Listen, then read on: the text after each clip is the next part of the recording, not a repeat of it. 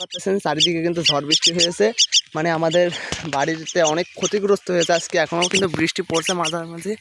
দেখুন আমাদের চাষিদের সেটা উড়ে গেছে। আমরা কিন্তু এখন দেখতে আইছি মানে কেমন ক্ষতিগ্রস্ত হয়েছে, আমি এবং আমার খালাতো ভাই। এবং আরেকটা জিনিস দেখতে আইছি যে আমাদের এই যে তাল গাছটা ছিল এটা কিন্তু উড়ে গেছে, মানে ভেঙে পড়ছে। আর দেখুন পাট গাছগুলোর অবস্থা। আর একটা কথা আপনারা দেখেন, এদিকে আমার চাচাতো ভাইটা কিন্তু তাল গাছটা কেটে সাইজ করছিল। কি হয়েছে ভাইয়া? কি চলো তো দেখে আসি। এদিকে আমার চাচাতো ভাই বলছে তাল গাছের ভিতর নাকি কি একটা দেখেছে। সে কিন্তু তাল গাছটা কেটে সাফ করছিল, লোকের মাঠে পড়ছে বলে। এই তো তাল গাছটা দেখুন পোকা লেগেছিল, ভেঙে পড়ছে আজকে ঝড়ের কারণে। কি দেখছো ভাইয়া তুমি? কি ওখানে? দেখে তো মনে হচ্ছে পাখির বাসা। দেখি গাইজ বন্ধুরা দেখুন, কিন্তু এখানে তো যাওয়া ঠিক হবে না। আমার পাখিটা আমার খালাতো ভাইয়ের কিছু দিয়ে দিয়ে রেখে দেওয়া থেকে। পাখিটা কিন্তু অনেক বড় হয়েছে, তাকে ঘুরতেই বেরিয়েছিলাম, দেখি কি পাই, আপনাদেরকেও দেখাই। গাইস এখানে কিন্তু একটা পাখির বাসা মতন মনে হচ্ছে। আমার চাচাতো ভাই বলছে এখানে একটা ডাক শুনেছি কি একটা। গাইস এই তো গাইস পেয়ে গেছি ভাইরা, এরকম পেয়ে গেছি। এটা তো একটা শালিকের বাচ্চা মনে হচ্ছে। এক কাজ করো, তুমি বাচ্চাটিকে আনো, আমি আরো দেখছি আছে কিনা বাচ্চা। বাচ্চাটি কিন্তু অনেক ভয় পেয়েছে। এদিকে আমার বাচ্চাটা দেখি। বাসাটা মূলত এই জায়গায় ছিল গাইস, গাছটা কেটে পড়েছে। আমার চাচাতো ভাই গাছটা সাফ করতে গিয়ে পেয়ে গেছে। না গাইস বাসায় মনে হচ্ছে কিছু নাই, আমি একটু উঠকে দেখি। আমার বাচ্চাটা কিন্তু ডাকছে, যেহেতু অনেক ভয় পেয়েছে। গাছটি বেঁচে আছে বলে কথা বলতে হবে। আমি কিন্তু একবার যখন বাচ্চা ছোটো ছিল তখন উঠেছিলাম, তখন কিন্তু বাচ্চা দুটো ছিল, এখন দেখছি একটা, তো আরেকটা হয়তো মারা গেছিলো।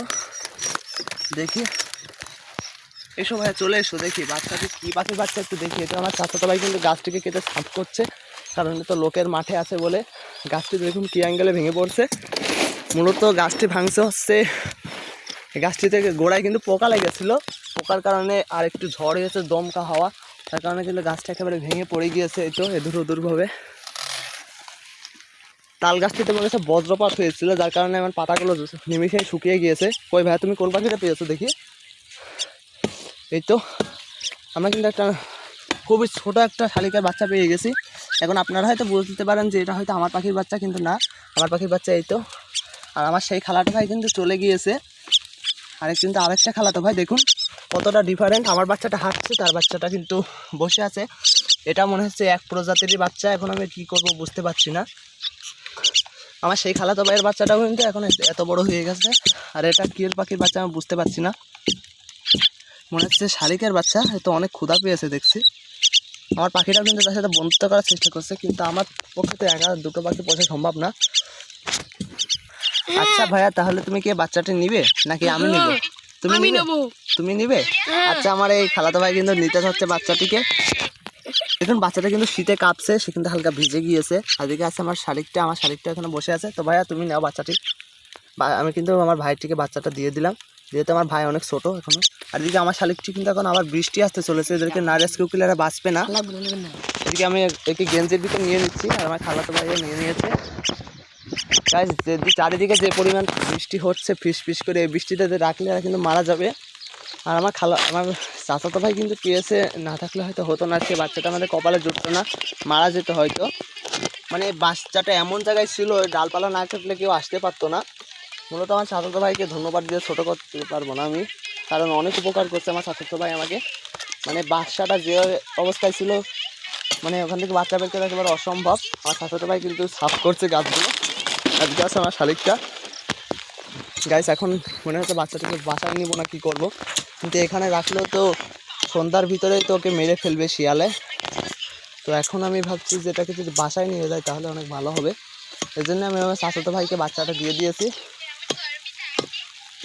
চলো ভাই বাসায় যাই।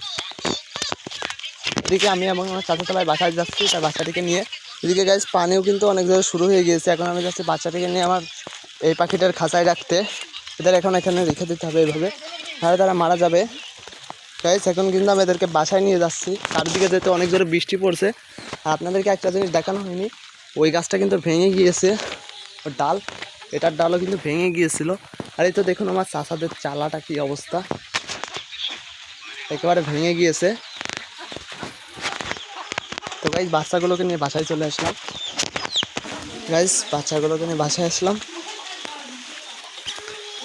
প্রথমেই করতে হবে পাখায় রেখে দিতে হবে বাচ্চাগুলোকে।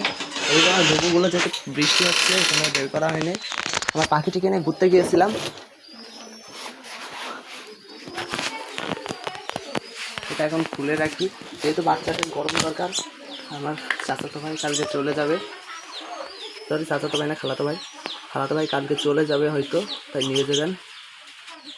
পেয়ে গেলাম শালিকের বাচ্চা, রেখে দেই একা একা। বাচ্চাটা এখন অসহায় বড়ই। তো গাইস আমি জানি না আমি কাজটা ঠিক করলাম কি না, যদি ঠিক করে থাকি তাহলে আমার ভিডিওটা একটা লাইক দিয়ে, আর যদি আমার চ্যানেলে নতুন হয়ে থাকেন এরকম সুন্দর সুন্দর এবং রেস্কিউ ভিডিওগুলো দেখার জন্য আমার চ্যানেলটি সাবস্ক্রাইব করে আমার সাথেই থাকুন। ধন্যবাদ সবাইকে, আসসালামু আলাইকুম।